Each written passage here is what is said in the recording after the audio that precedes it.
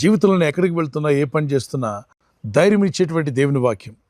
ఇక్కడ యెషయా 43:1-2 వచనాల్లో, నేను నిన్ను విమోచించి ఉన్నాను, భయపడకము, నేను నీకు తోడై ఉన్నా అన్నాడు. మనల్ని విమోచించాడట. విమోచించాను, నేను నిన్ను పేరు పెట్టి పిలిచాను, నువ్వు ఇంక భయపడినక్కర్లా. ఈరోజు మీ జీవితాల్లో కొన్ని సమస్యలు చూసుకుంటూ కృంగిపోతూ ఉన్నట్లయితే ఈ వాక్యాన్ని ఈ వాగ్దానంగా తీసుకొని ప్రార్థించండి.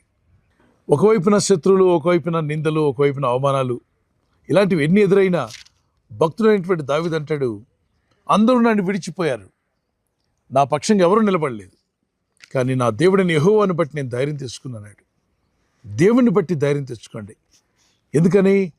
అందరూ లోకంలో ఉన్నవాళ్ళు కొంతకాలం నీతో ఉండొచ్చు, తర్వాత నేను దాటి వెళ్ళిపోవచ్చు.